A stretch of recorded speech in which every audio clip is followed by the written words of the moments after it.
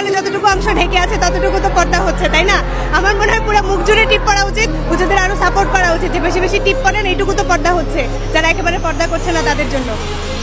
Okay fine, নিয়মিত হাগু করিয়েন আন্টি, আপনার নিতম্বের গু তো সব মাথায় উঠা যাইতেছে। বিশ্বাস করেন ভাই, ভিন্ন ধর্মের চেয়ে নিজ ধর্মের মুনাফিকরা ইসলামের জন্য বেশি ক্ষতিকর। জাহেলি যুগে কপালে টিপ পরতো নষ্ট মেয়েরা, তাই মুসলিম মেয়েদের কপালে টিপ পরা নিষেধ। টিপ তো তারাই পরে যারা নিজেদেরকে নষ্ট মনে করে। একটা হাদিস শুনেছিলাম যে মধ্যপ্রাচ্যের কোন একটি দেশে সফরের সময় সাহাবাদের ঈমান নষ্ট করার জন্য ওইখানের কাফেররা সাহাবাদের পথে পতিতাদের উলঙ্গ অবস্থায় শুধু কপালে টিপ পরিয়ে দাঁড় করিয়ে রেখেছিল। আর তাদের কপালে টিপ পরানোর কারণ এইটাই ছিল যাতে তাদের আরো কাম লোভনীয় লাগে। শুধু সাজুগুজু করলে আর ভালো কাপড় চোপড় পরলেই মানুষ স্মার্ট হয় না। একটা মানুষ কতটুকু স্মার্ট তা তার জ্ঞান আর বুদ্ধি প্রমাণ করে দেয়। এই অভদ্র মহিলার সঠিক শিক্ষার অভাব, এই সব লোকেরা সমাজের কলঙ্ক, একজন আরো 10 জনকে নষ্ট করে। আন্টি আপনাকে সাপোর্ট করি, আপনি পুরো শরীরে টিপ পরে আসেন, এই পর্দা হলেই হবে। হুজুররা সাপোর্ট করবেন চেলচালাইয়া জাহান্নামে যাবার জন্য। আর হ্যাঁ, এদেরকেই কিন্তু শাহবাগী বলে।